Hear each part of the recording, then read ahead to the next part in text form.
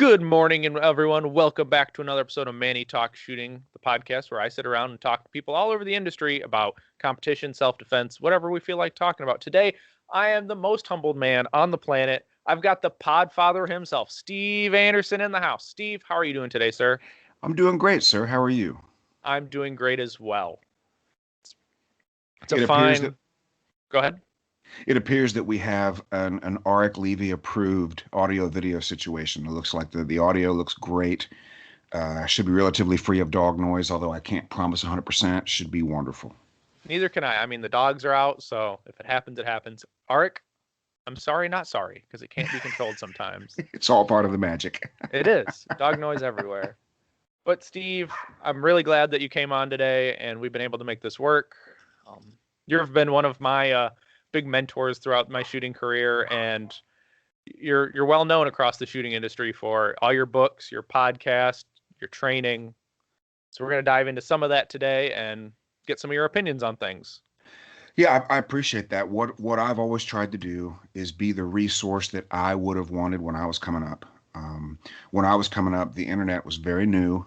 Everybody had AOL, and I don't know if you're old enough to remember the noises of the AOL, Oh, but yeah. you sign on to AOL and you get the screechy bong, and then you do your research or whatever, and then your mother-in-law calls 2 hours later and says, "Were you on the computer? I've been trying to call for 2 hours," and there wasn't a lot of resources available. So what I do is I try to be the resource that I would have wanted when I was coming up. And I think everyone thanks you for that. You've been one of the biggest names in resources for since I can remember, even before I got into competition shooting. Even the tactical guys were saying, "Go get R&R. Go get Refinement and Repetition by Steve Anderson."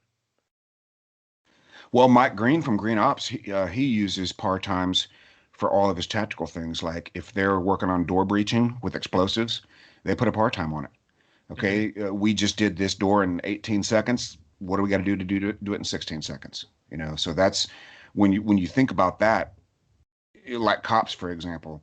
If I was training cops, we'd be putting par times on handcuffs. We'd be putting par times on stun guns. Whatever we got on our belt, we're going to put a par time on it and Mm-hmm. learn how to deploy it subconsciously and rapidly and with a high level of skill. It's pretty cool stuff. Yes, it is. All right, Steve, I'll ask you the first easy question of the day. I need your 5 minutes. Who is Steve Anderson, and how did you get into shooting? Okay, so this can be 5, 15, or 50. You just let me know when you've had enough, okay? All right, buddy. So basically, I was non-gun growing up. I wasn't anti-gun or pro-gun. My dad was the high school marching band director and the minister of music at the big church. We didn't hunt. Our little town in Oklahoma didn't require guns for self-defense. So I grew up a musician. Started playing guitar when I was in my early teens. Put out 3 albums, self-produced. First one was at 16 years old. Band called Slam Circus. Got almost to a record deal. We were talking to two different record labels, and could have had one record deal if we'd been willing to fire our singer, but we weren't willing to do that, so we didn't do that. And then I started working in music stores selling used compact discs. And some people right now are looking up what's a used compact disc. But back in those days, you had Pink Floyd The Wall or Alanis Morissette, Jagged Little Pill. You come sell it to me for $3 and I sell it for $8. And we did that for 15 years. Well, during one of those days in those 15 years, a young man came in with a K-bar knife and tried to stab me. And that was very eye-opening. I had the Seinfeld era portable phone, called the cops. They brought the kid back, and he did 28 days of a 6-month sentence for aggravated menacing. Not burglary, not robbery. Aggravated menacing was the charge. He did 28 days. And the prosecutor called me up and said, "Hey, this guy's getting out." And I said, "What am I supposed to do with that information? My restraining order does not make me feel very good." And he goes, "Well, you just think about buying a gun." So I went and bought a Smith & Wesson 5906 and joined an indoor range and shot 200 rounds of 9mm every Monday night for about, I don't know, 6 months to a year. And then to save ammo, I did what everybody does. They buy a 22, not to shoot less, but to shoot more. So now I'm shooting 200 rounds of 9mm and 500 rounds of 22 every Monday night. And all this is being done on a pop can on a string at 25 yards indoors. And you learn a lot about trigger control shooting a pop can on a string at 25 yards indoors with sights that have 3 white dots, not the best sight system. I didn't know any better, you know. Hmm. So I was there one time and they said, hey, you should come to our bowling pin match. I said, what's a bowling pin match? Well, I'll just come find out. Just bring your gun. And by this time, I'd switched over to a Beretta because I found that I shot the Beretta a little bit better than the Smith. Don't really know why. Now, that could have been because I liked it more and I was practicing more. That's very common when we buy a new gun.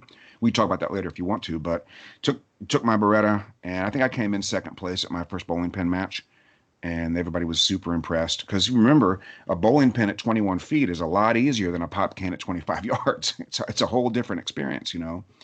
So they said, you should come to a steel challenge match. And I said, what's a steel challenge match? Oh, just bring your gun and some ammo and come find out. So I went and shot steel challenge, loved that. And they said, hey, if you like this, you should come shoot IPSC. What's IPSC? I'll just be here Saturday at 8 o'clock and bring your gun and some ammo. And on my very first field course, I shot every target twice, including all the white ones. So 2 shots in every no shoot on my first field course. I come running back. I'm like, how'd I do? Next time, don't shoot the white ones. You never told me that, you know. But and then so I started doing that, and then I discovered that we'd been shooting classifiers. I didn't even know there were classifiers. I was just shooting stages. And I one day I got an A class card in the mail. What's this? Oh, you're an A class.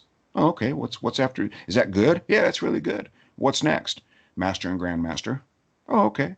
So I started looking at the classifiers, and I realized that the majority of them were some combination of 6 reload 6. And I figured out that if I could shoot 6 accurate shots quickly, do a reload and shoot 6 accurate shots quickly, I could be a Grandmaster. And this is very important because people criticize the classifier system a bunch, and rightfully so. It's not a perfect system. But if I hadn't been able to make Grandmaster at my local club without leaving Ohio or going to nationals, I wouldn't be talking to you today right now. I just wouldn't have done it because I wasn't willing or able to drive all over the country shooting matches every weekend and going to nationals. But because of my perceived failure in the music business, I needed somebody's stamp of approval, right? I needed. Now I didn't even realize at the time. I only know it now from primarily from mental management. I understand why I needed that validation. But I was the first Grandmaster in Ohio. Made that about 9 months after buying a used open gun. My used open gun was 10 years old when I got it, so it was already out of style and out of fashion, which is ironic because I was using a Caspian steel framed open gun. Everybody said, oh, that's too heavy. That's too heavy. Well, now look where we are. You know, we're adding flashlights to get ounces. Yep. But, and then once I made Grandmaster, people kept asking me how I did it. And I had a little piece of paper that I wrote down the 12 drills on. And I just got tired of giving that piece of paper away. So I wrote the book by myself, using Word, Microsoft Word to draw the diagrams, which is why they look like they do. And then I'd go to Kinko's. I don't know if you remember Kinko's. Hmm. I'd go to Kinko's in the middle of the night and print them off and coil bind them and ship them out. So the first 100 or so, and somebody listening will have one, don't even have a proper cover. It just has the title page, no cover. So that continued for a little while, and then my next problem was, hey, I'm a Grandmaster. Why am I getting beat when I go to Indiana? What's different? Because remember, there was no YouTube back then, so you couldn't see other shooters. You didn't know what you didn't know, which is the most dangerous kind of ignorance, right? Not knowing what you don't know is the worst kind of ignorance. So now I'm aware of this thing called the mental game. And I found out from Travis Tomasi that Lanny Basham wrote a book about the mental game. So I bought that, got halfway through it, got really confused. So I decided to call Lanny Basham and see if he would talk to me. And he was gracious enough to give me a 2-hour interview, which is in my second book, Principles of Performance. And then a few years after that, I figured some stuff out. So I figured out, everything starts out pretty simple. Shoot the targets.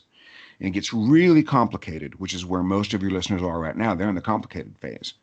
Well, after you've figured it out and you've been doing it long enough, it returns to simplicity. And so Get to Work, my third book, was written out of a desire to make successful competition shooting as simple as possible. And Arik Levy, who will complain about the dog noise, helped edit that and lay it out to make it very understandable. And I'm super proud of it. He calls it my manifesto, and I think he's absolutely right. Hmm. So that's it. That is Steve Anderson. And that's that was a short version. It was nice. I've heard it a bunch, but I enjoy listening to it. And Well, it's probably not typical, right?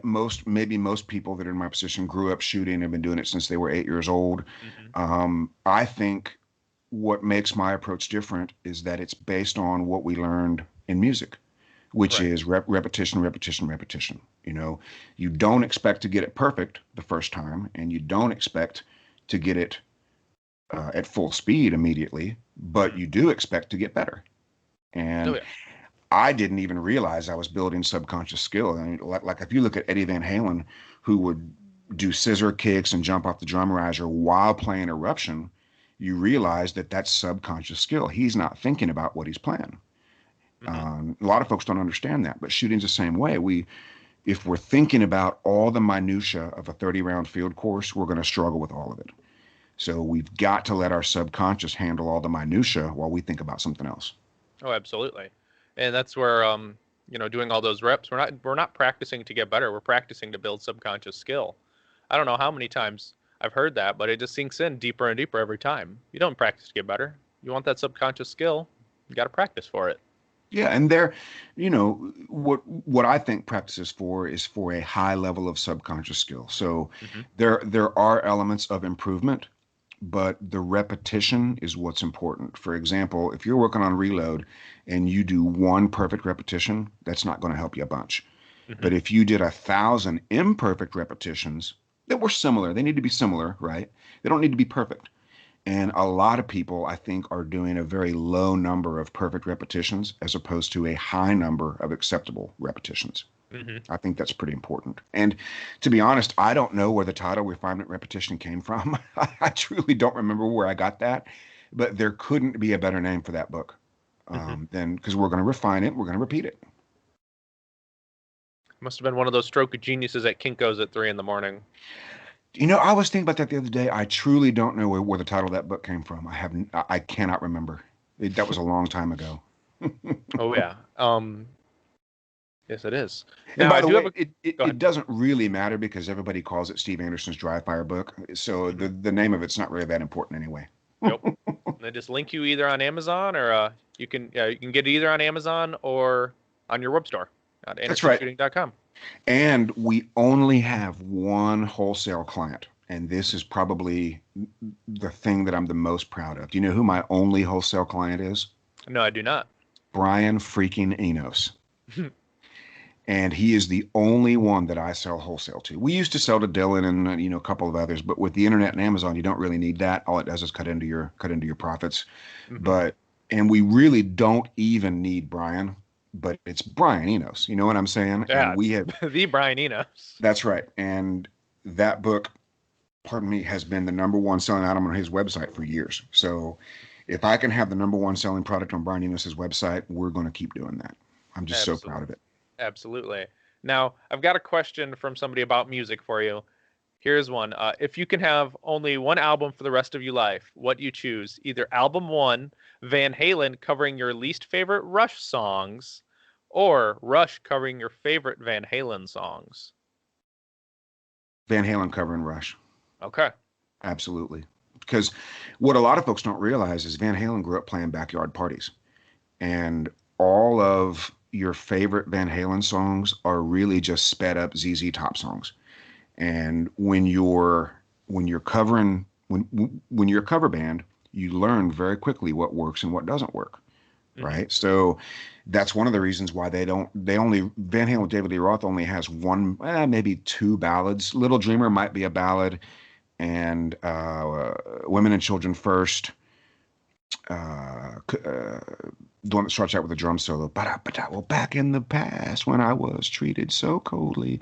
Not really a ballad, but my point is they learned that when they started playing a ballad, everybody goes and gets a beer. And then they learned when they played ZZ Top, everybody gets excited. So they just learned what worked and did more of it, just like we do in shooting. Right? And by the way, I have a lot of respect for Rush. Rush to me is like the Glock of the music world.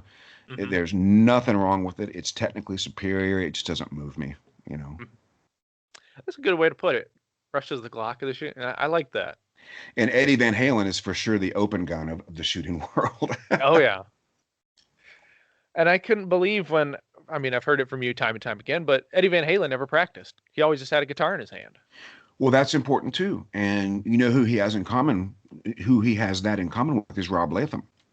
Hmm. So Brian Enos will tell you that he never saw Robbie put on his gear and do a dry fire session, but he always had a gun in his hand. He'd be talking to him on the phone, click, click, click, click, click, click, click, right? His desk at Springfield. I don't know what his job was for Springfield. A lot of these sponsored guys may have real jobs, may have token jobs. I don't know, and it's not really important. But he always had a gun in his hand, and that counts because you're just all what we need is repetition, repetition. Oh, absolutely, and that's where it comes from. Oh, here's one of my first questions, Steve. What got you into teaching people? What made you decide to give up the shooting and become a full-time instructor? Well, number one, I enjoy it more. Um, I've had the light bulb come on a few times in my shooting career, and when I can bring that light bulb on for somebody else, and my what I strive to do is save people years and years of struggle. I don't really know why, but I have a lot of clients over 55. And I don't know if I have a reputation for helping older folks get good, but we can literally save any shooter who's in competition. Like if you're a struggling C class shooter or a B class shooter and you can't figure out what's going on, I can save you literally 5 years of screwing around if you'll do exactly what I tell you to do. Um, so it's more gratifying. I've never been super competitive. When you're raised by Christian music teachers, you don't really get the eye of the tiger. You know, Hmm. you're not expected to win. You're expected to give your absolute best at all times. And we call that winning. That's a winning performance. Hmm. So if being a national champion had been important to me, I can promise you I would have done it. It just wasn't that important. Once I got my Grandmaster card, once I was 95th percentile, I was like, I'm good. And everybody thinks that making Grandmaster is impossible. And there's no question that it's harder now than it was 15 years ago. There's no question about that. Hmm. But anybody with an able body and a willingness to work can get there. Oh, absolutely. I mean, the only thing that's stopping most of these people from reaching their goals is themselves, their habits, and their attitudes. Hmm. If they wanted to change their habits and attitudes to make a grandmaster or be the local hot dog, they could. They just have to do Well, the work. sure. We learned from Troy Basham's attainment book that the number one element of elite performance is passion. Hmm. And I've only recently discovered this, and I'm not sure if I probably did tell you this during your mental management, but if you have passion, it tends to take care of the other 11, right? Hmm. If you have to do this thing, not you want to or you like to, if and Eddie Van Halen's a great example. He had to play a guitar. He had to. And so that doesn't require a practice schedule. That doesn't require time management. That doesn't require you to actively look for opportunities instead of obstacles. The passion provides the answer to the other 11. Hmm. Absolutely. And if you don't have that passion, it kind of just makes you go through the motions. And it's like it really questions why you're doing it if you don't have that passion. Yeah, you have to love it. Hmm. You have to love it. I mean, I know you and I've talked, and I say I've got the rage to master every day. Whenever we talk, I always say it. I've got the rage to master. Even I tell people, I've got that. I've got that. It's like that drug addict twitch. It's like I want to be touching my gun. I want to be dry firing. I want to be doing something. It's part of me. It's quite interesting to feel it all the time. Of that's what you want to be doing when you have nothing else to do. You know, I think the other thing that's made it harder is smartphones, or more complicated because there were no smartphones when I was making Grandmaster. So Hmm. there was no Facebook to look at. We had a lot more free time, and we don't really have less free time now. It just feels like it because we spend so much time staring at our stupid phones. Hmm.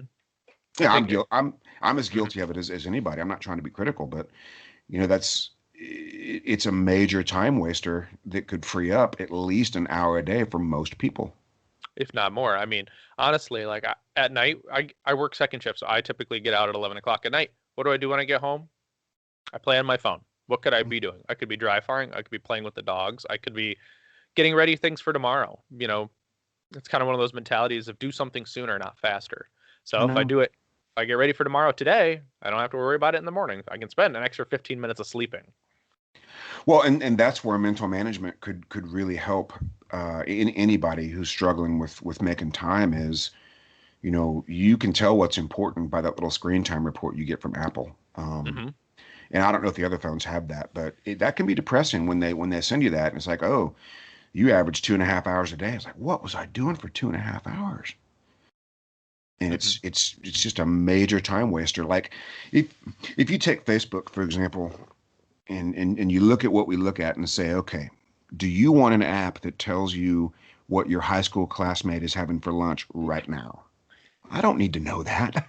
Right. But that's what we're looking at, you Hmm. know? It's See, crazy.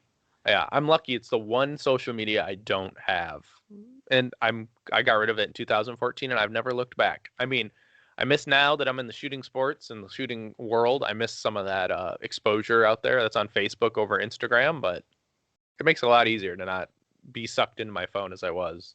I'm still pretty bad, but it's not as bad. Well, like if you look at the directive affirmation, when my only addiction on the phone is words with friends, and I love it. It's my favorite thing to do on the phone. And when I wrote my directive affirmation, I required myself to meet my exercise and fitness goals before I played words with friends. Hmm. And I was making incredible progress, doing really, really good with that motivator until we got the little puppy. And the little puppy, you know, an 8 week old puppy is your schedule. You can structure it a little bit, but if the puppy needs or wants something, that's going to be what you do. Yeah. And I got away from those habits and attitudes because the puppy was more important. So now that she's more or less housebroken, we got to get back to the correct habits and attitudes.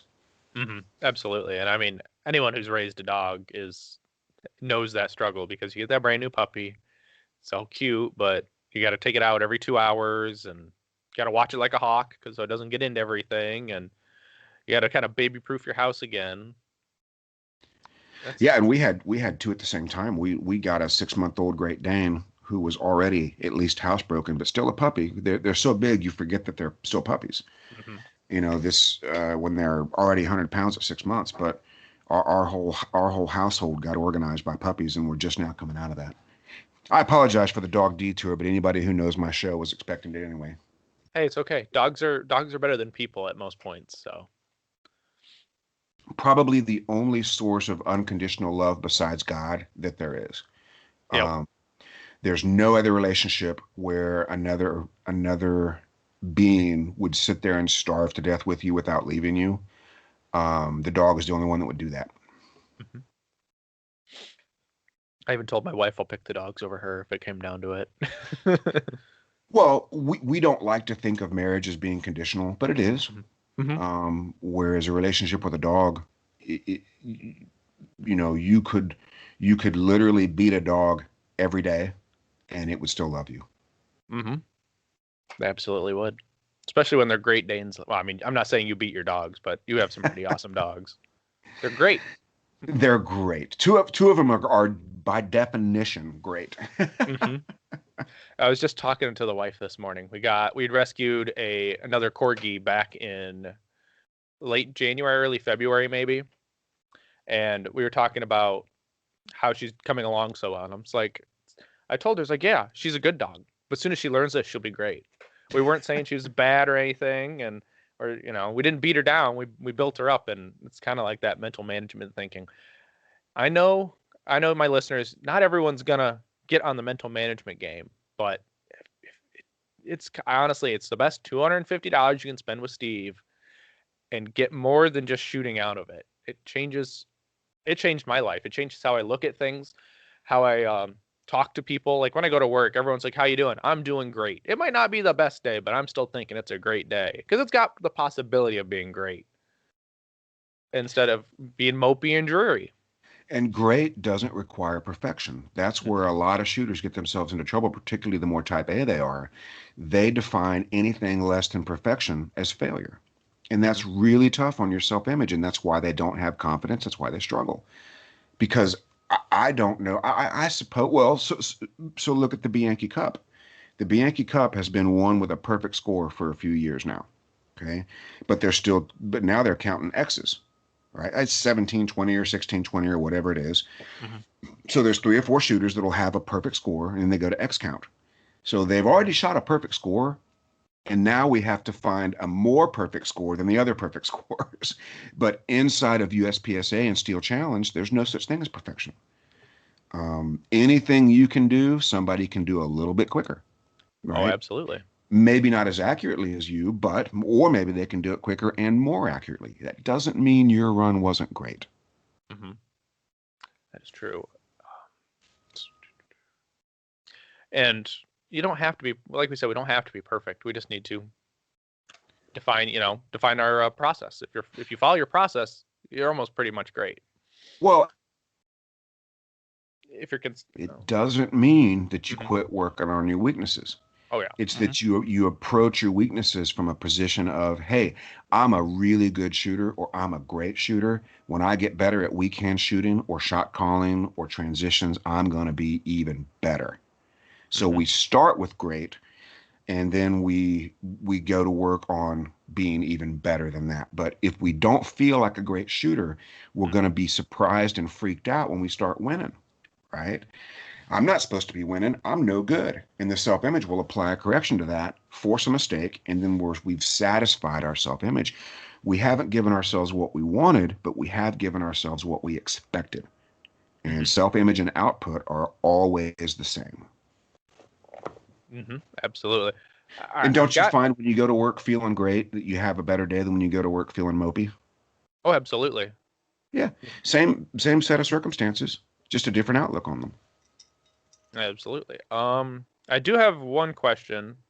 Well, I've got a couple of questions, but here's one that I was really interested in. What was your first experience on the Super Squad like? Would you change anything about it? Wow.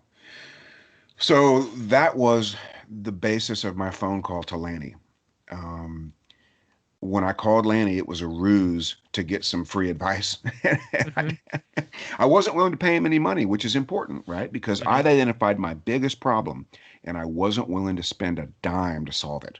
And that's important. Okay.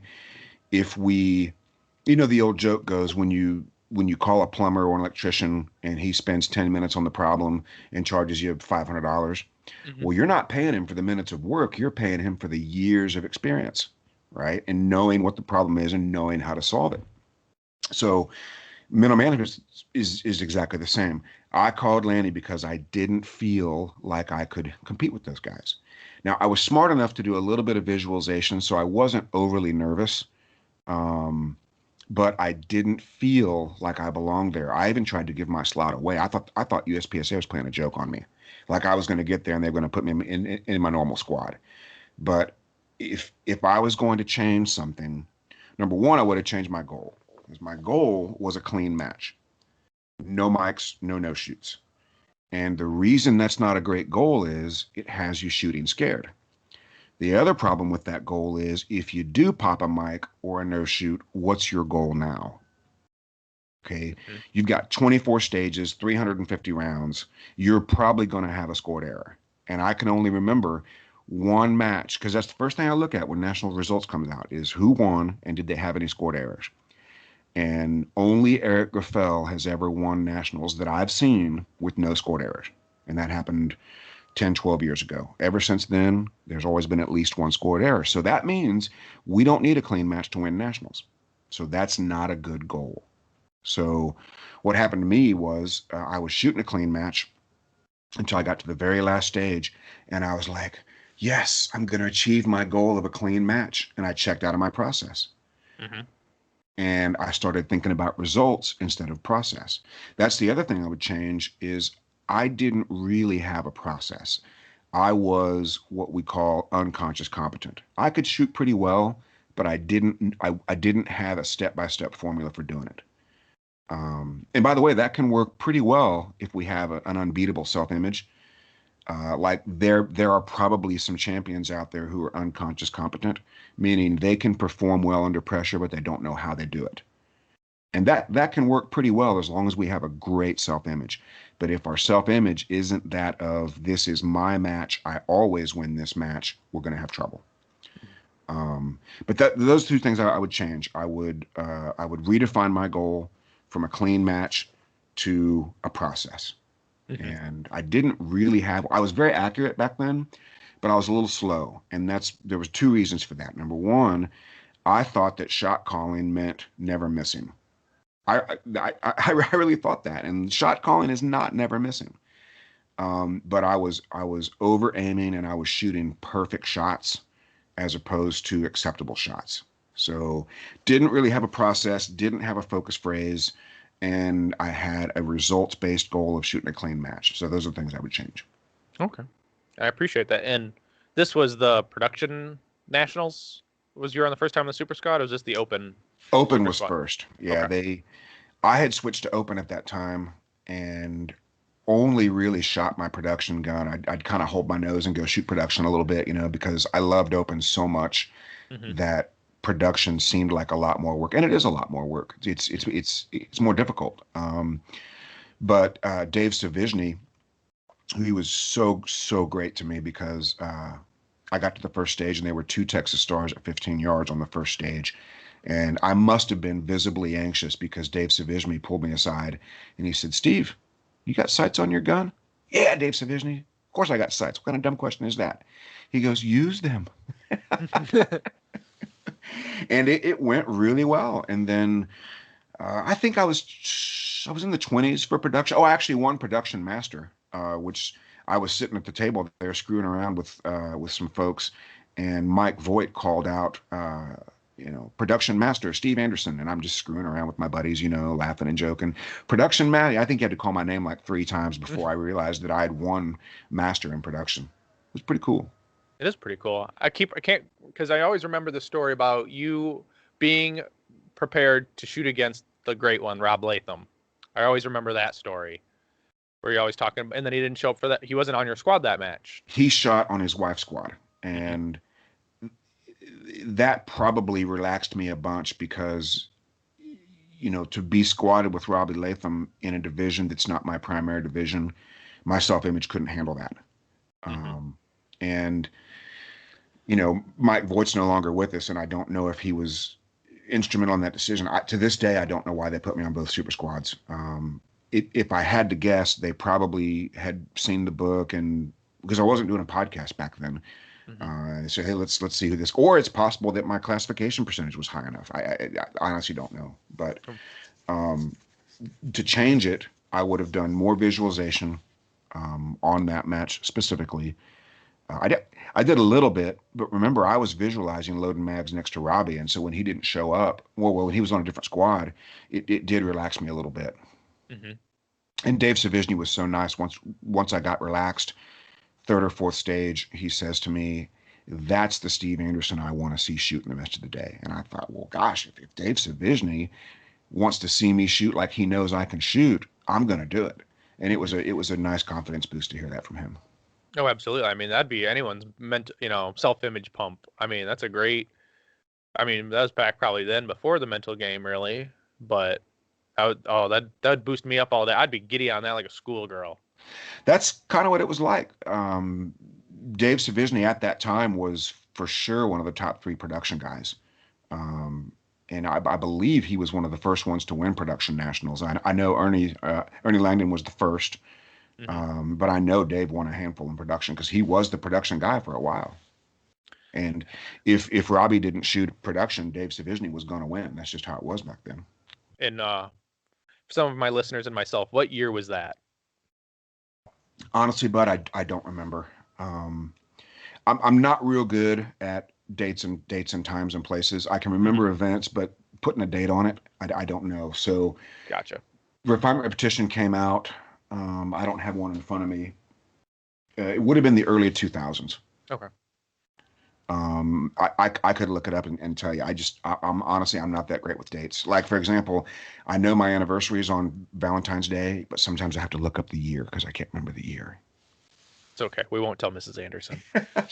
She knows. Yeah, But Mrs. Anderson knows, gosh, she knows birthdays and anniversaries of 40 people. Think about that. that's too many. I But that couldn't think about that. but what that demonstrates is we remember what's important, right? So Hmm. the event is very important, but the specific day on the calendar is not important. The event is far more important than the Hmm. date. Now I can remember going to the first stage, but I couldn't tell you what day it was. Hmm. Yeah, and ooh, okay. Okay. This is it's just an interesting question I got from a friend of mine that wanted your opinion on what is the best way to get a shooter from stop locking their elbows? It's only a problem on wide transition. Or let me rephrase that. It's it's a biggest detriment on a wide transition. Um, Bob Vogel locks his elbows and it's not hurting him too much. I'm not saying it. And by the way, it's just like the weak hand trigger finger on the trigger guard. Eric Hmm. Graffel still does it. Now he doesn't teach it or recommend it, but he still does it. So unlocking your elbows is not required. But anytime we have a shooter with locked elbows, they struggle with hard, fast, wide transitions because there's no shock absorption taking place in the arms. Hmm. Um, may or may not, depending on what they're shooting, it may be making recoil worse instead of better. I've not studied that with recoil specifically, but I do know that it's detrimental for wide transitions. And depending on where the shooter is in his progression, we want to be absolutely certain that we need to make that change because it's going to take him a lot of reps to unlearn it. Hmm. Uh, and so when I notice it in class, I typically won't even bring it up until the end of class because if they're thinking about their elbows, they're not thinking about what I want them to be thinking about, you Hmm. know. But it's not going to stop you from being a grandmaster. It's not going to stop you from being a national champion. It's just not right. If we were to design a brand new shooter from the ground up, we would design them with their elbows slightly bent instead of totally locked. That's all. Right. You know, heck, Albert King played the guitar upside down and didn't hurt him a bit. You know. Hmm. Right. And you're right. There's kind of like no true way of ever there's not how I put it. There's not a way. There are not the way, but there's a way of doing things. And everyone's got Well, a different style too. I mean, like you said, Eric Graffel does something that not a lot of other people do. Vogel's got the Vogel grip that everyone tries to replicate, but they're not Vogel. They can't replicate what Vogel does because they're not. They don't have the massive hand strength that he does. well, and my theory on that is he was a cop shooting 40 factory defensive ammo through Glocks, and he found a way to control that recoil. Um, you may or may not need that. It may work great for you, but Hmm. he got there because he had a problem that he needed to solve, and he solved it. It's probably why he started locking his elbows. Um, but it doesn't matter, right? Because there's no place on the scorecard. Like if you were to win every stage of a match, there's no place in practice score where the RO can go, well, he locked his elbows, and so we're not going to give him the win. You know, it just doesn't Right. work that way. And by the way, that's one of my favorite things about it because coming out of the music business, we were the last. Well, we looked like a hair band, and your listeners may or may not know what a hair band is. We looked like a hair band, but we didn't sound like Poison or Warrant. But as soon as you see our picture, you're like, oh great, here comes Poison and Warrant again. You know. Hmm. So what I liked about shooting was my shoes and my haircut and my clothing weren't going to be judged. My performance was going to be judged, and that was really appealing to me. Yeah. And not every book can't take judge a book by its cover. My books, you can. Yeah. Yeah, that's true. I'm just messing with you. Yeah, but one of your books doesn't even have a cover because it's not a book. It's a Well, digital format. that's what everybody wanted, Yeah. and How To Now is available to Anderson insiders, and it's a phenomenal resource. If you've got a shooting problem, we can solve it in a page and a half, one trip to the range. Um, what holds people back is they want immediate success on the timer and the target, Hmm. and that's one of the other things that I'm really proud of is teaching people to find success either on the tiger on the timer or the target. Okay. Because if you could shoot twice as fast and twice as accurate in one practice session, you'd already be doing it. Hmm. Right. But we can, once we've demonstrated we have an ability to hit the target successfully, we can work on the mechanics of that a bunch and speed it up and make it better. It doesn't require us to hit the target every time. It just requires us to get reps of whatever it is we figured out how to do. And that's the other thing I was going to say about technique is I'm not going to argue with any other instructor or any shooter on how to do a certain thing. The principle is we need more points in fewer seconds. And how we achieve that, that may change. over the course of time. But if we hang on to that principle of I need more points in fewer seconds, we'll always be doing stuff correctly. And if we can figure out a way to do something sooner, it's so much better than just throwing speed at it. Mm-hmm. Yes, sooner is the way to cut seconds off your time instead of tenths off a split. Yeah, and we could do the whole show about that. I mean, look at take your stage, and if you have an AMG-lab.com Commanderson timer, and everybody else does too, you can see, oh, my first shot was 112, his was 98, so I need to get my first shot off sooner, right? He had a period of movement that was 2.5 seconds, mine was 2.75. Everybody gets beat by 2 seconds, and they can't figure out why. We need to figure. I had a conversation with a shooter about that very, very same topic. He's like, I got beat by 10 seconds on a 30-second stage, and I have no idea why. I need to shoot faster. Well, all that's going to do is give you better splits. And splits ain't the thing. That's the least reward for the most risk, is to try to improve your splits. And as long as they're in the 20s, that's probably not going to be the problem. Now, if they're 30s, 40s, and 50s, that's a problem. But you always want to go after the biggest number first. Mm-hmm. And I think the biggest thing that I've ever gotten from you, Steve, was the limited human function. Do it at the limited human function, and you'll be fine. Now, if your limited human function may change, like you say, you start and you're only doing a 30 split, but you get enough reps and your limited human function gets down to a 20 split, it's awesome. Yeah, and it's got to become normal. Mm-hmm, yep. And you'll never get there if you're scoring the targets. You'll never find your limit of human function if you're scoring the targets. And Jay Beal even advocates stupid mode. I used to call stupid mode. We see it sometimes in classes. There'll be somebody who can't hang with the par time, so they'll quit pulling the trigger on 6 reload 6, and they won't get individual sight pictures. They'll just sweep the gun across. So I started calling that stupid mode. That's not speed mode. That's stupid mode. Mm-hmm. Well, Jay takes everything I do and takes it to 11. So he actually will let himself into stupid mode just to see what it feels like, right? If we have a 3-second par time for something and we want to do it in 2.5 seconds, we got to figure out what that feels like. And we may, if we're smart and if we have a strong match mode, you may be able to separate what you're seeing from what you're doing long enough to feel what 2.5 seconds feels like. Everybody can remember their first draw under a second, right? Mm-hmm. And that great feeling, oh, I just did a draw under a second, right? And if we do that and it's a delta, it goes, oh, but it was a delta. And so we get a but it instead of a, hey, look how great this is. And of course, that goes to self-image, which is probably the most important part of performance. Mm-hmm. And I think even now in my skill level, I think the mental game is far much more important than the skills. I mean, the shooting is simple. Like you said, podcast after podcast, the shooting's not that hard. We just make it hard.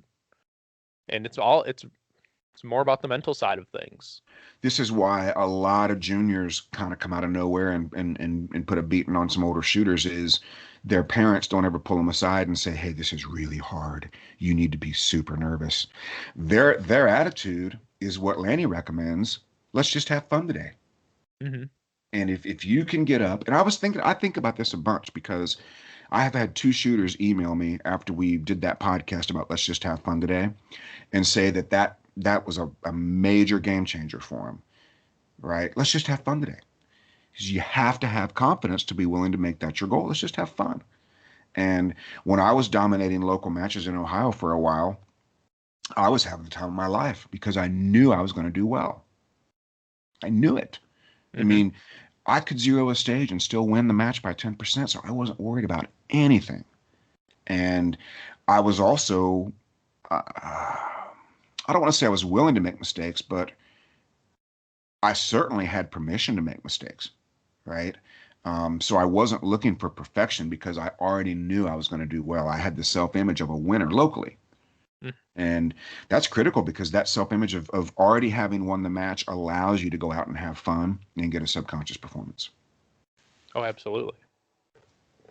And it's the bee's knees, cat's pajamas. Well, and if anybody listening is skeptical of the simplicity of it, congratulations, that means you're really smart. The smarter somebody is on paper, the more complicated their job is, the more educated they are, the more trouble they have with the simplicity of the mental game. Ben Stoker used to tell people, just do it.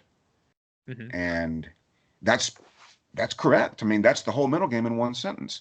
But if we're anxious and worried and nervous and scared, that doesn't bring us any comfort. We Hmm. don't know what that means. If you had to walk across Niagara Falls on a tightrope and I said just do it, that's not going to help you, you know. Right. Especially when you have no because like we've always talked about, we need three things: skill, strategy, and confidence. Confidence is 33% of the equation. Yep. If you have no confidence in walking on a tightrope, you don't have the skills. I mean, it's not going to go well. No, but if so, yeah, and you're absolutely right. If people look at the things in their life that they do well, every time we do mental management, I always ask people, "What do you do for a living?" And 90% of the time, whatever it is they do, they tell me they're great. If they're a plumber, they tell me, I'm the greatest plumber ever. I've been doing it 30 years. I'm the greatest elevator technician in my state, maybe the country. And then I ask, why is that? Well, I've been doing it for 30 years and I've seen everything you can see. So that's skill, strategy, and confidence. And anybody who's struggling as a shooter needs to know which one of those that they're lacking. Am I lacking skill? That's easy to fix. Am I lacking strategy? That's easy to fix. Am I lacking confidence? That's easy to fix, but people don't like to fix. Hmm. That's a great place for a follow-up question. It is. Would you like to know what the fix is, Alex? I would. I'd love to, Steve. Keep you going. Because I'm so All right, engrossed so in listening to you. I'm forgetting to talk. so where does confidence come from? Oh, subconscious skill. Really? Perhaps. Well, oh, now you're questioning me. Go ahead. Give me the answer. Where does confidence come from? Oh, the self-image. I'm sorry. Okay.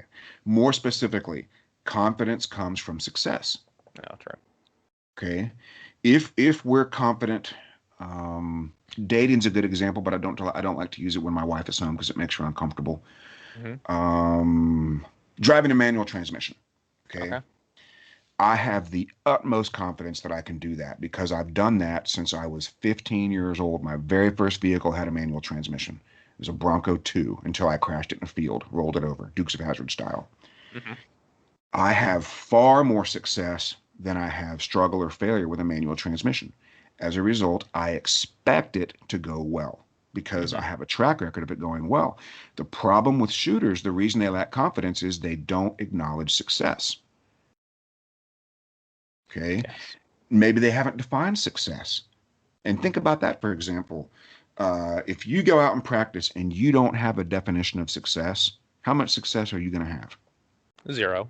Zero. That's right.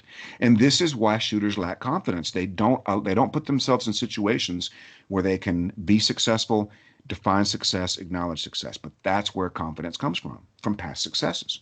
Hmm. And that's why the self-image of most people is so poor because they don't know what success is. And when they go to the range, if they have a fast run, they blame it as being sloppy. If they have an accurate run, they blame it as being slow. So they literally leave the range with zero success. So the Hmm. first thing we have to do in practice is define success. What is success on this exercise? So that's and only since I got certified in mental management have I understood goal-based practice. When you have goal-based practice, you leave the range feeling like $1,000,000 every single time. Hmm. It's kind of why you have to go to the range with a plan. You can't just go, I'm going to go there and blow 400 rounds of ammo, and because then you just feel like now I've got 400 rounds of brass and no primers for it. And but if you go there and work on bill drills at 7 yards and you meet your goal for whatever your bill drill was, you feel awesome. Yeah, and you move on to the next thing. Hmm. Because if you set a goal for a 1-8 bill drill, let's Hmm. say your first one was 210, and you're like, you know what? I can improve my draw. I can relax a little bit. I can get rid of the trigger freeze, and we'll talk about how to get rid of trigger freeze here in a minute. Because there's somebody listening to this right now who's bored to tears with all the analogies and all the mental game, but that's okay. Um, you shot a 210, you think you can do a 1-8. Well, so 10 minutes later, you do a 179. You may not be able to do that again today for some reason, right? And if your last one is a 215 because you had trigger freeze, that feeling that you got of your 179 is replaced by a feeling of failure. And if you remember, the last imprint to self-image is a fact in the short term, right? Hmm. Remember that slide? So Oh yeah. that's so the last thing that happened to you will define your opinion of yourself short term. So we want that imprint to be of massive success. So then we move on to the next thing. We identify a goal we think we can do. We reach that goal. We move on to the next thing. What most people will do is they'll get the 179, they'll write it off as a fluke, and then they'll be back in the twos for another 2 hours and they'll leave the range all upset. Oh, and the other thing I would change is I would dry fire at the range a lot more. I never did that when I was coming up because, it's 30 minutes to the range, 30 minutes set up, 30 minutes tear down, pick up brass. I'm not going to waste any of that time dry firing. Well, I wasted a lot of ammo when I could have been dry firing at the range. Oh yeah. And I think that's the new thing now with the ammo shortage or the high prices of ammo. More people are actually dry firing. And I think this is you've said it and I'll preach it to the choir, is this is the time to dry fire. This is the time to be practicing everything you can do off the range and not expend ammo. All you're spending is time and effort. Yeah. Do you know who Bruce Gray is? From Gray Guns? Yeah. Yep.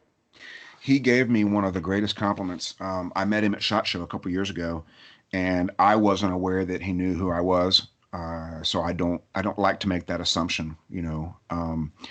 So he was there in his trademark Hawaiian shirt. I was like, "Hey, Bruce, my name's Steve Anderson." He goes, "Oh, I know who you are." I was like, "Oh, that's cool. Made me feel good."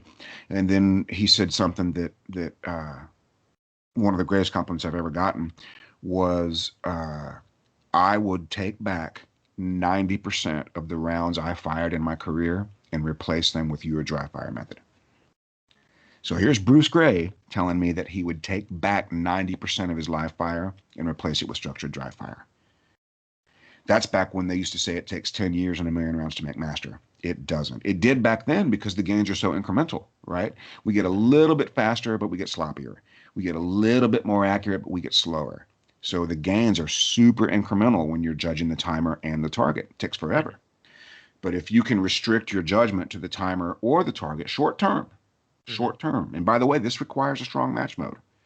But if you can restrict your judgment to the timer or the target, the gains you can make in a short period of time are astonishing. Mm-hmm. Absolutely. And so if people could just disconnect the timer and the target for a little bit, that's all we got to do. At least acceptable accuracy, and be okay with what you get. But if you're making speed gains, you're building the reps and being more familiar with how did that feel to go be sooner. I don't like to say the word faster because it connotates trying to be faster but yet not efficient. But well, so here's the problem with faster. Mm-hmm. It's going to tense you up. Like, for example, if we were working on reloads, let's say we were doing one reload one, okay, and I said, "Alex, go faster."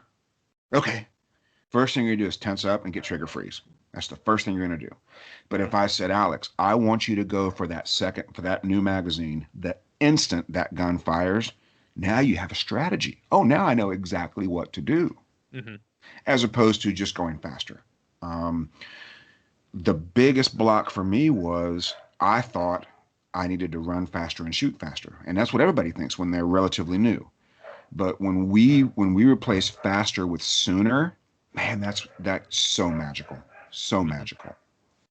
And I will say some people actually do need to run faster. They need to actually run. I see it when I go to a match and I see people run. It is quite like comical how they run. It's like, man, I was so slow. I'm like, well, you could actually run. You know what's funny about that is that can come from slowing down to get your hits. So if somebody has an accuracy problem and they dial it back to 90% or 80% or whatever magic number they think it is, Mm-hmm. they don't realize that they're dialing everything down to 80%. So in addition to shooting slower, which they may or may not need to do, they're actually doing everything else slower as well. Mm-hmm. And I have found, talking about that, and I found a focus phrase, Steve, and I don't know if you'll like it, but I found one, and it's, I will see what I need to see. You Because stole that. I Why know, wouldn't I like that? You stole it from me. but I'm shooting a dot gun, Okay, and well, that's fine. because center of the dot called a shot, it just doesn't click with me. But I will see what I need to see gives me exactly what I need to see. And it's like center of available targets on every target. That could be the A zone or that could be the AC line if it's a partial or hardcover or whatever. I will see what I need to see and move on. Perfect. And so remember, it doesn't need to resonate with me. It needs to resonate with you. Mm-hmm. I've talked to probably 5 clients with dot guns who tell me that center the dot, call the shot makes them over aim, because center to them means the triangle of the letter A. That's not what it means to me. To me, it means the rough center of every target. Yep. Okay. And I'm comfortable with some wobble. Maybe they're not comfortable with some wobble. I know the dot's never going to stop moving. They may be in a place where they're trying to stop it from moving. Well, that's not necessary, and it's really not possible. Oh, but right. Focus phrase, it must occupy the conscious mind, which is what unlocks all of your subconscious skill. If we can't occupy the conscious mind on something besides the minutia of the task, we don't get subconscious skill. Mm-hmm. Now, transitioning from subconscious skill, I actually have a question about transitions. This person, when they reached out to me for this, they were asking about when do they transition from they're shooting irons. I'll say that first. They're shooting from irons, and they're transitioning from when do I leave a target focus sighting system to then going back to that front sight focus. So if I was blind, how would you explain the color purple to me? I wouldn't know because I don't. It's interesting because my stepfather is actually colorblind, but he's like, okay. I ask him what color is that? It's some gray. I'm like, all right, it's gray to you. I don't care. But so everybody has depending on their vision, depending on their sighting system, and numerous other factors, what they need to see for a given shot may not be the same as what I need to see.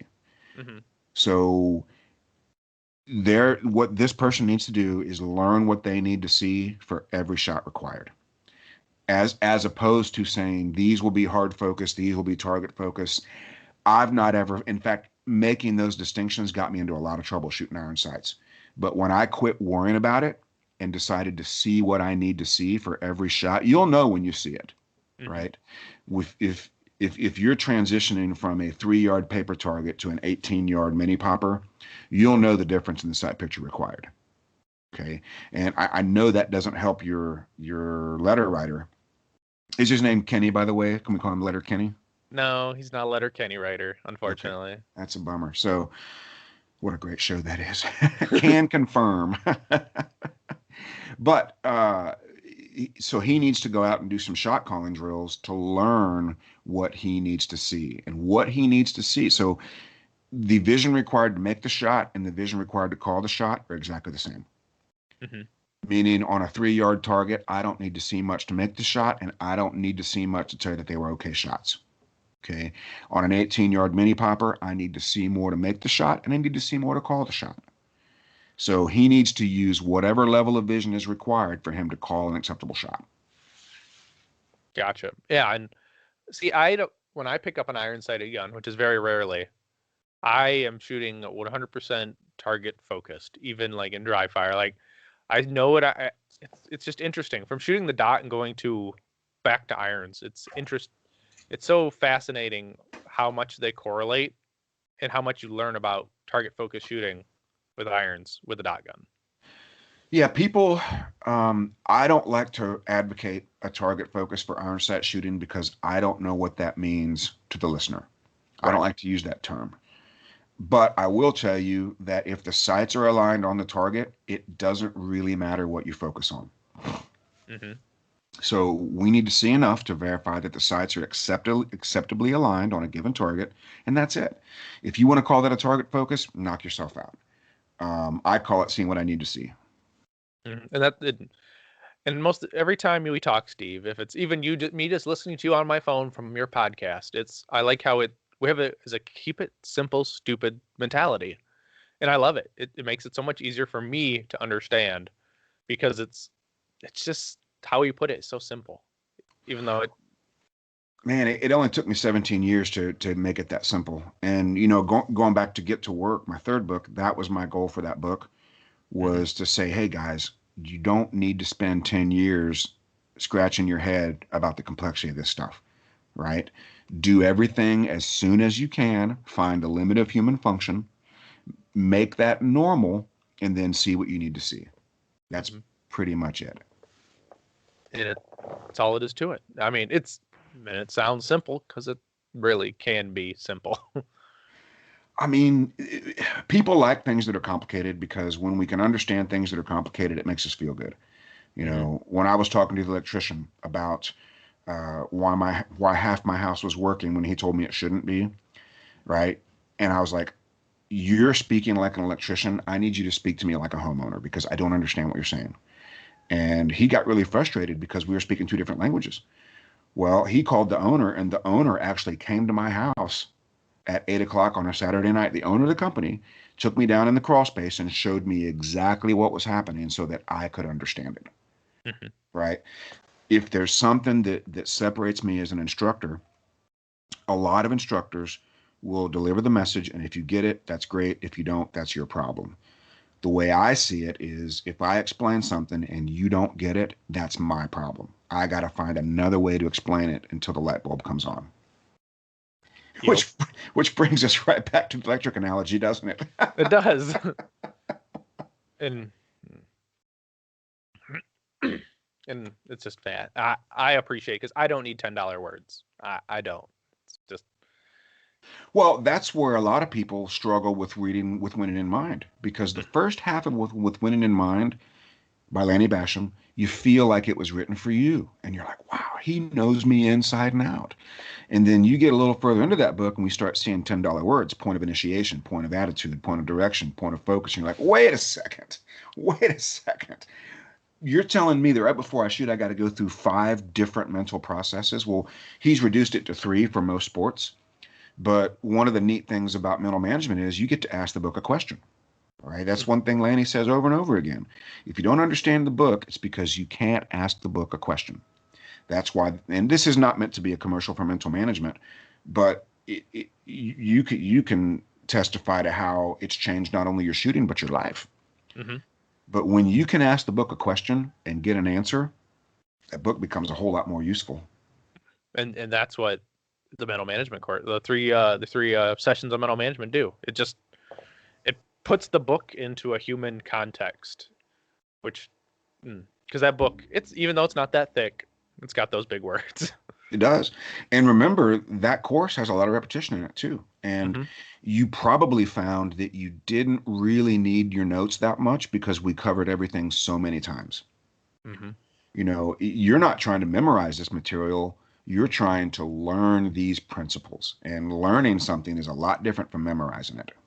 Oh right, yep, totally different. And I loved that the class size is so small.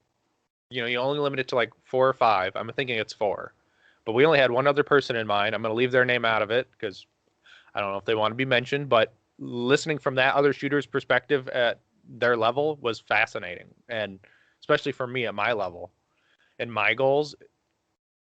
The sky's the limit for that person and myself. And I, You were in there with one of our nationals contenders, right? hmm. Okay, perfect. So, what a great example, right?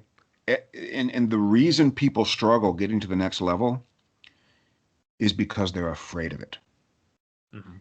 And that is difficult to understand when we realize that what's separating us from the next level of anything, shooting, life, whatever, it's our fear. Because in our normal comfort zone, if you're a guy that finishes in the top 5 locally, you could be 2, 3, 4, or 5.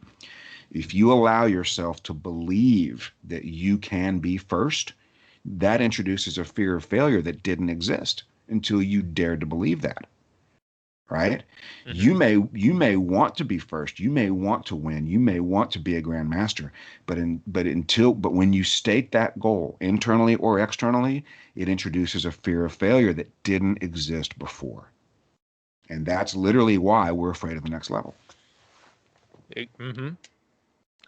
And I am so, I don't know how to put it, but I am so not not so not result oriented at this point now.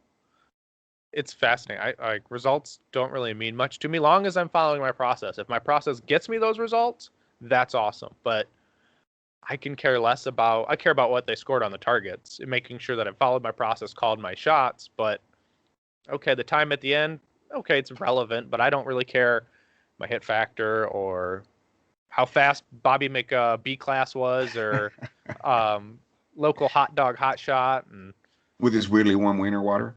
Now, yes, do you know why you're able to have that attitude? because I have a strong self-image. And because you love the game so much, you have so much passion that we couldn't make you stop, meaning there's not a result so bad that could make you quit. Mm-hmm. And there's not a result so good that it could make you love it anymore. So you're in the Eddie Van Halen zone of passion. Okay.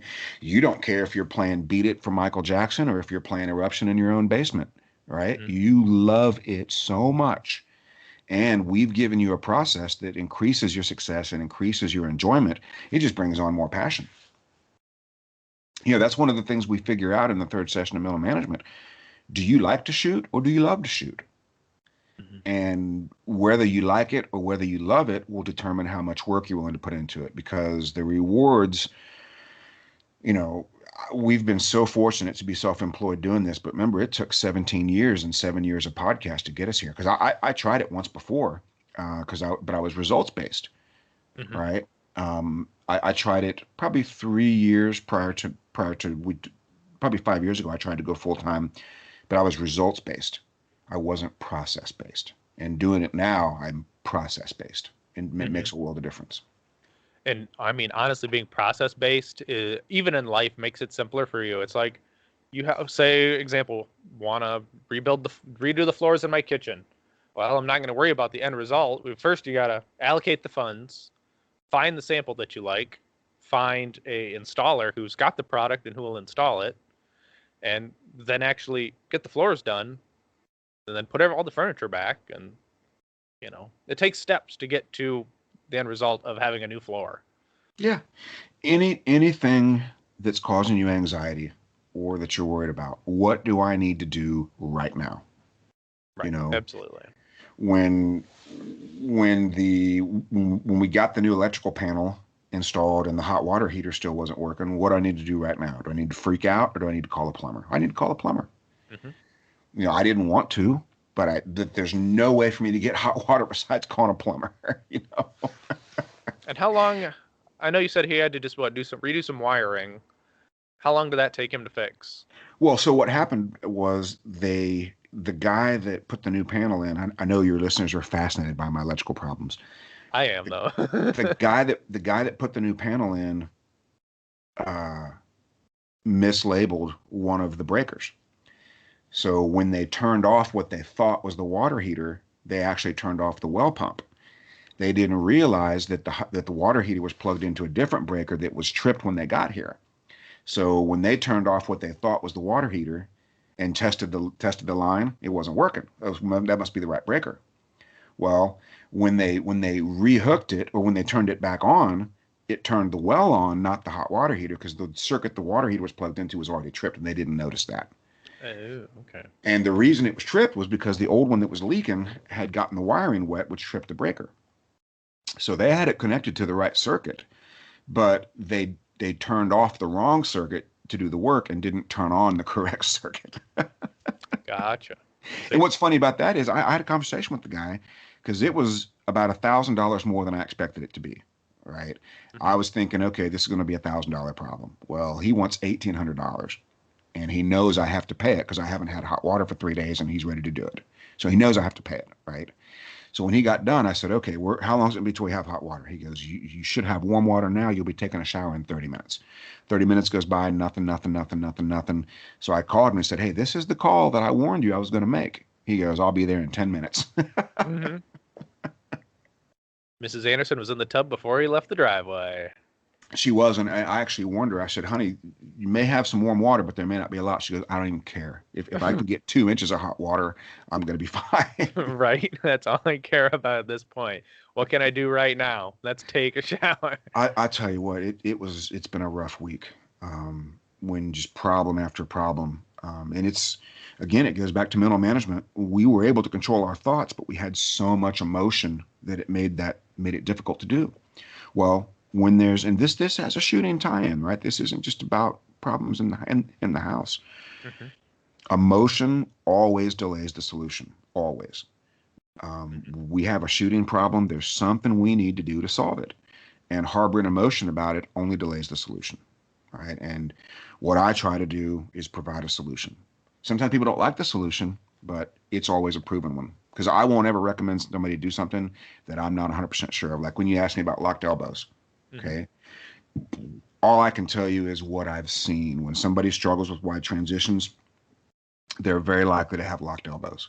So I say, hey, I'm not telling you you have to relax your elbows a little bit. All I know is 90% of shooters that struggle with wide transitions have locked elbows. So evidence suggests that could be a contributing factor. Hmm. Because you always have outliers. I had a guy come to the range one time that had had numerous finger amputations, right? His fingers looked like tater tots. And he was shooting a Springfield XD40 with factory ammo. Okay. Hmm. And he could do a turn and draw on a prosthetic leg just by spinning around on it. That was actually pretty fun. The first time you see that, it'll just about break your brain in half. But what a great example of somebody who is still shooting. You know, so people talk about the price of ammo. Okay, well let's cut most of your fingers halfway off, give you a Hmm. factory 40. What are you going to complain about now? And this guy was just, he loved being alive and he loved to shoot. That's a great example of looking for opportunities instead of obstacles. He could say, hey, I've lost half of all my fingers due to amputations. I'm just going to quit shooting. He didn't do that. He's like, I'm going to be the best shooter I can be. You, Absolutely. you should have seen how happy he was when I let him shoot a 9mm with Outdoor Dynamics ammo. Oh yeah, he must have loved that. It barely He, moved. he liked it a lot. But what a great example of passion overcoming adversity. Remember, if you want to be elite at anything, passion will solve most of your problems. Hmm. And if you don't have passion for shooting, that's cool, right? That's not a judgment of somebody who says, "Well, I'm just not that passionate." Well, that's fine, but that may keep you, probably will keep you from being elite, top 5%. You Hmm. know, there's somebody listening right now who could be a national champion, right? Their passion for the sport is what's going to determine whether they do the work that they need to do to get there. Hmm. Because if you like to shoot, you're not going to be a national champion. If you love to shoot and you don't want to do anything else ever, may not be great for the rest of your life, but you'll definitely accomplish your shooting goals for sure. Oh, absolutely. Speaking of national champions, I want to I'll segue a little bit, but USPSA made those rule changes. Someone asked, "What's your opinion on those?" Um,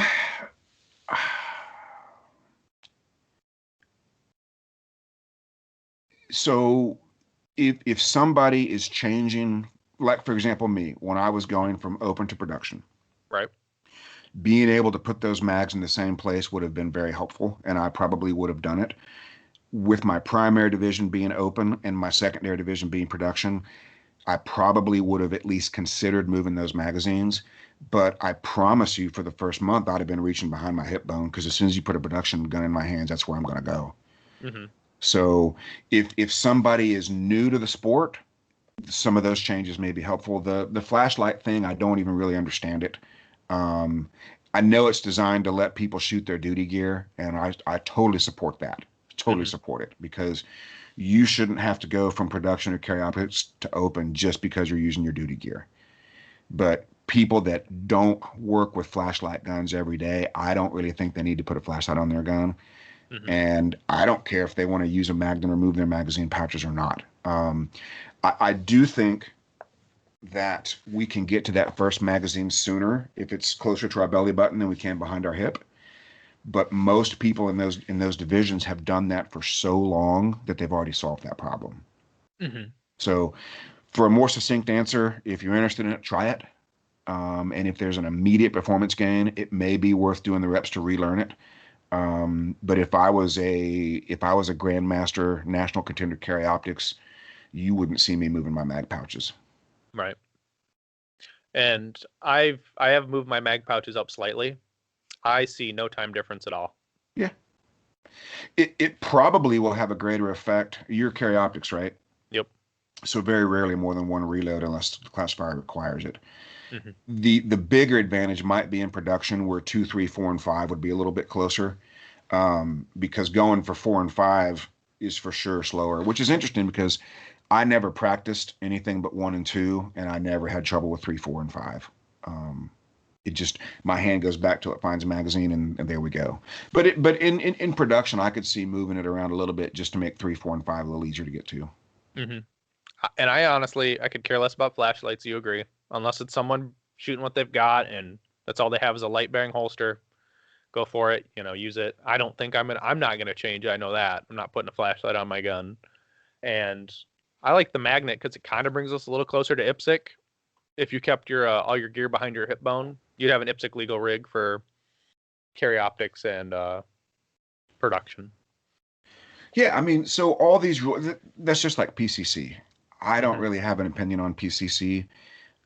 If people like it and they want to shoot it and it helps people, it grows the sport, I'm all for it. Um, I personally am not that interested in shooting rifles, primarily because it's one of the few firearms I can shoot and just have fun. If I pick up a handgun, I already feel like I'm working. It's actually hard for me to shoot a handgun without a timer. Hmm. It feels really weird. But with rifles, especially my little 22 rifle, my Smith & Wesson MP 1522 is one of my favorite guns. I just get to have fun again. It's like the first time I went out and shot. You're plinking at golf balls or whatever. Right. But hey, if you want to move your mags, move your mags. But let's do it for let's test it and have a reason for it instead of just doing it because the rules say we can do it. Hmm. Absolutely. And then you got to rebuild reps and rebuild subconscious skill. I don't know how many the first session. I don't know how messed up my first finger got because I kept smacking the base pad because of how my hand would go down to the first pouch in that new mag pouch. That mag would be right there in that spot, or it'd come for the sweep. And, oh, that it was not fun for 2 days letting that finger heal. So that's the thing. It takes, and I don't know what the numbers are because it's probably different for everybody, but it probably takes more repetitions to modify a technique than it does to learn a technique. Hmm. And we see this in class all the time. If somebody's a tactical tummy tapper on the draw, I don't try to get them to stop doing that because they're going to be thinking about it for the next 2 days. Now, during the dry fire tune-up, I will mention to them that if they'll bring over a handshake instead of a tummy tap, they can benefit from that gross action that they've learned.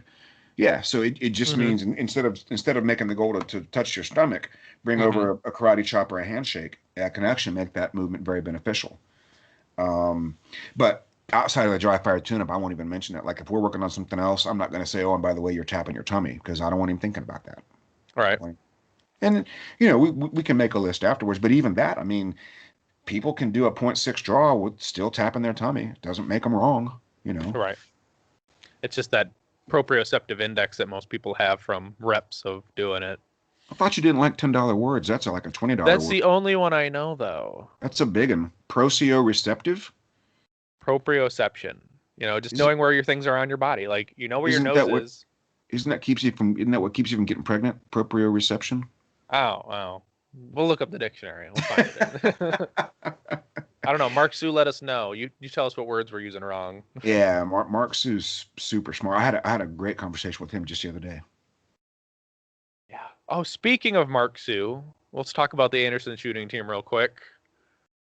How awesome they are. They are the nicest group of guys that anyone could have. Yeah, I Mark Sue is a literal pastor, right? He's Mhm. an actual preacher, and talking to him about spiritual things is great for me. What I like about it is we have these test pilots who can go out and validate at a higher level than I'm able to right now, Mhm. these concepts, and taking mental techniques or actual technical techniques or whatever we're working on and get three different opinions. The hardest part is getting everybody on the phone at the same time because of the time zones. Oh yeah. Um, one of our listeners requested that they all shoot the same match and then break it down. Well, we don't have an airplane, so we don't know how to get Gaz over here to shoot an American match from South Africa. If that But listener wants to pay for it, they go right ahead. yeah, man. You want to fly Gaz out? We'll have a great time. But very different personalities, different learning styles, Jay is only interested in what works and doesn't really care how or why it works. You know, Gaz is a little bit more of a studier. He can give you, we're talking technique, by the way, he can give Mm-hmm. you 10 steps to this, whereas Jay's just like, I just keep lowering the par time until it happens. And Mark's kind of in the middle, you know. Mm-hmm. Um, just some of my favorite humans on the planet, just absolutely stellar. And I just like I tell them, I wish I could do more for them. If I could afford to fly these guys all over the world, I would totally do that. And I mean, they honestly, they represent you as much as you represent them. I mean, it's a very great relationship, you know, even for what you can do for them. I mean, you get their name out there, they get your name out there, and it's a very symbiotic relationship, which is wonderful. These are people that I want to be associated with. And for them to want the same in return is phenomenal. Mm-hmm. Phenomenal. Like when we added Mark, I don't know how many people, and being a grandmaster is not necessarily a criteria for the team. I think it's important, but I don't think it's a litmus test for whether you can be on. What I want is human beings that I'm proud to be associated with. That's what I want. Mm-hmm. And that's why we have who we have. And you know, we can have a conference call and we can say, hey guys, let's go test something. Mm-hmm. Um, we may get the same result from all three. We may get a different result, but we're all smarter from having gone through that process. Right. Well, and they all think differently, you know. Gaz shoots and everyone's division's different. It's not like they're all shooting carry optics or production guns, you know. Garrett is shooting what standard, Mm-hmm. and then we have production for Mark and carry optics for Jay. Mm-hmm. And they all have, you know, there's different low cap, high cap, you know, iron sights, optics. Everything's different, which is Well, wonderful. and Garrett's one of the few people that likes a light gun. He Mm-hmm. doesn't his Glock 35 is not artificial 35. Yeah, that's the right one, isn't it? Yeah, 35. Mm-hmm. Um, when I worked at the gun store, I knew my Glock numbers so well, but I'm a little foggy on them now. He likes his Glocks to be on the lighter side. Mm-hmm. Um, that's not the case with most people, but Yeah. you know, it is what Mm-hmm. it is. Yes, and another program you have besides the Anderson shooting team is Anderson Insiders, which I'm a proud member of, which we will probably need to schedule a consult soon. But the Anderson Insider program, I'll give a quick rundown, is a program full of videos from the team, talks that you and the team have had, um, the book Get to Work, and How to Now in what digital and audio form, if I'm correct. Mhm. And there's only dog noise in one of those in one of those chapters, by the way. Dang it, we need more dog noise. Well, Ark Levy will be happy that there's no dog noise. The last one I recorded, because as you know, they're pretty short, 8 to 12 minutes, something like that, and I can Mhm. usually get 8 to 12 minutes of no dog noise. And I was like, I was on my third take, and Rogue started barking, and I just stopped talking until it was done and just finished. You know, but so here's the deal with the Anderson Insider. I have given away so much material on the podcast for free that I know this content has value. I know it does. And the simple reality is, I can't afford to give everything away for free and be able to do this and not have to have another job. Because if I have to go out and get another job, then Anderson Shooting suffers a bunch. Mhm. And so the Insider is designed to put a price on the very best content so that I can stay self employed and to continue to provide high levels of content. Because if I have to go get a job selling motorcycles or guns or something else, you're going to get one podcast a week. You know what I mean? It's going to be a whole different world. And for me to be able to do this for you guys, which I'm fine, I don't even need to get rich. I don't even care about that. Right. I've gone from making a lot of money to making not very much money and every place in between. And I've learned that doesn't have this, but I just stay employed. And that's where we're at, you know. And I don't know that that program will change. We'll be adding stuff constantly, and it will be an excellent resource. I mean, How to Now alone, right? To go out and get. Have you looked at most of those chapters? I have not looked at How to Now. I've been listening to Get to Work because I do not have Get to Work. So you could go. How to Now has a one of the most common questions is how to get better at calling my shots. Well, that one's probably a little longer. It's probably 3 pages and 16 minutes, let's say. And you could literally take that to the range. You could listen to it on the way to the range. You could look at it on your phone when you get there, and you could learn to call your shots in 30 minutes. Okay. And that took me 15 years to figure out, and I'm giving it to you in 30 minutes. That's a pretty good deal, you know? Oh yeah. So I'm super proud of it. If somebody thinks it's not a good value, that's totally up to you. But I can promise you, as we add content and add content and add content, it'll be worth every penny. It's only $15 a month. We spend a lot more than that on coffee, most people. Right. Or they waste it on video subscriptions that they don't even watch anymore, i.e. Netflix or Disney Plus, Discovery Plus. I mean, that's how I justified it. It's like, well, I don't watch the subscription anymore. I can afford Anderson Insider, you know? So I canceled that and I joined up. And yeah, we waste way more than $15 a month on mm-hmm. all kinds of stuff. Absolutely. And it's just, if you wait, it's either time or money that we're wasting. That's a great point. Yeah, I mean, if Brian Edos had a program in 2002, right? How to learn to call your shots in one day, I would have like how much away on his forum.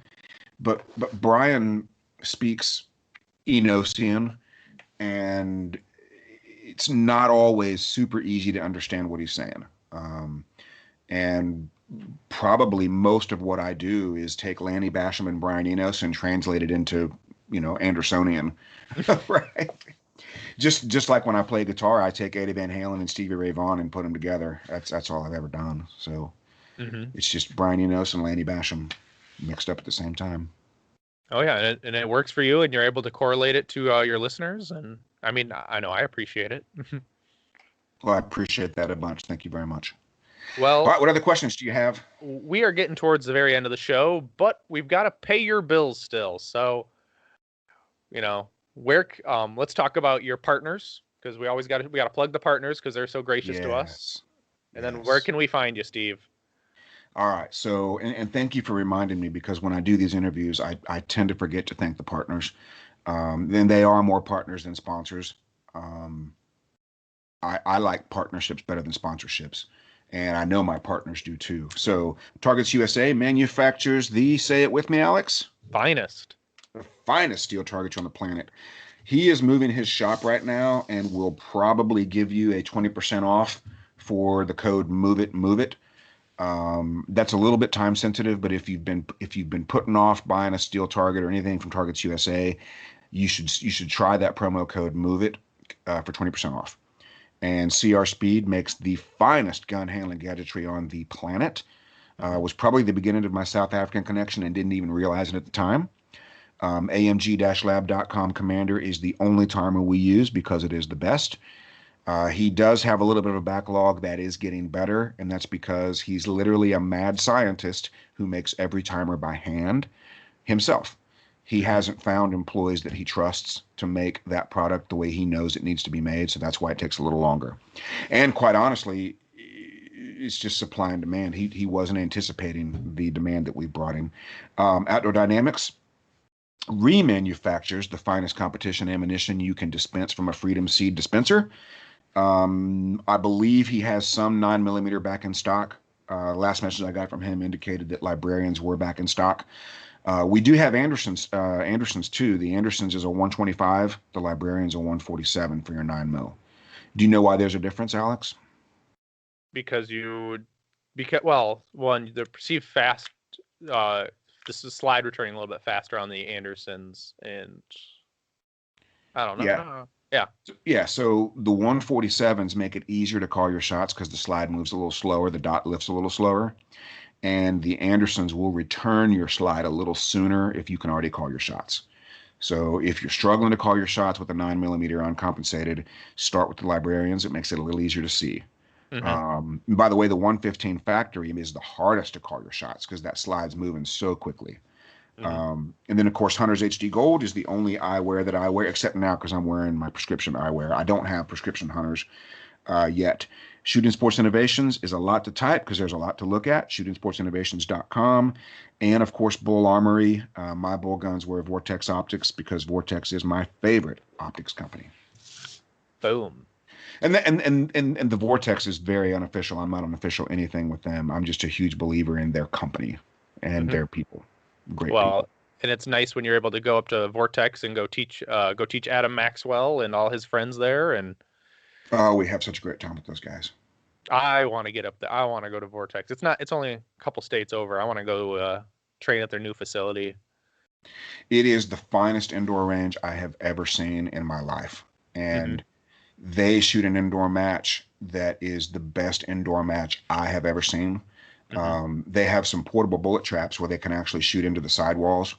So you take a bullet trap the size of a basic commercial door, like a standard door, whatever it Hmm. is, 3 feet wide by 6 feet tall or whatever, and they can actually shoot into the side a little bit. But they put on a great match, and they're just phenomenal people. Can't say enough good things about Vortex. Hmm. And those are all of my partners. And AndersonShooting.com is where you can find everything.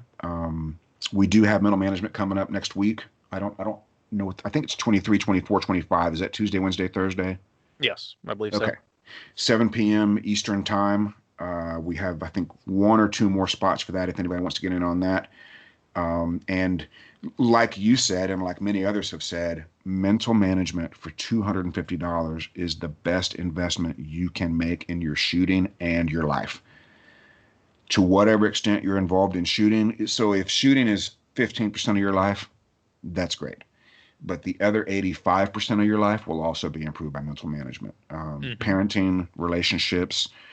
I find it hugely important as a parent because I was prone to overreacting.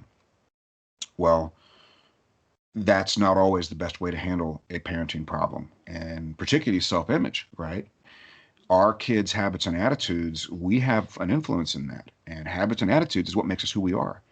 And if you think about you have kids, Alex? I don't think you do. No, I don't have any children. Okay. All right. So what governs the behavior of a child except attitudes and habits, Hmm. right? And we need to impart good attitudes and good habits. And we don't need to go down that road right now, but it's the best investment you can make in your shooting and your life. And is your wife home and listening right now? No, she's not listening, but she's home. All right. So what do you think your shooting budget is for an average year of competition? Less Just than Jay's. ballpark. Oh, maybe just like maybe less than $1,000. Really? Your entire Hmm. competition budget? Yeah, unfortunately, yes. That's pretty much all I get to spend. Wow. So okay, so you're in a very interesting category. But even for you, if you say the mental game is 90% of the sport, we're only asking for a quarter of your shooting budget, Hmm. right? Lanny wants 90% of your shooting budget. Lanny wants $900. Um, but I made the foolish error. I was at that time I was probably spending $10,000 a year, easy, maybe more than that, and I wouldn't go see him for $500. How foolish was that? You know. But I thought I could outsmart it. I thought I don't need this stuff. But I was wrong. You were wrong because then you got certified. And I tell you what, that was very expensive. Hmm. That's a big check. Worth every penny. It's probably one of the smartest three or four things I've ever done was get certified to teach mental management, for sure. Oh, absolutely. Well, Steve, we have made it to the end. I'm going to thank you once again for coming on. I'm very honored to have you on the show. You're one of, like I said in the beginning, one of my biggest mentors and motivators for my shooting career. So I want to thank you for coming on once again. And everybody, thank you for listening. Be coming for more shows like this. I don't know, maybe in the future we'll have Steve back on, talk about some specific topic down the road whenever that comes up. If I have an epiphany and we need to address it, we might go ahead and do that. But I want to thank you for watching. We'll see you on the next time, guys.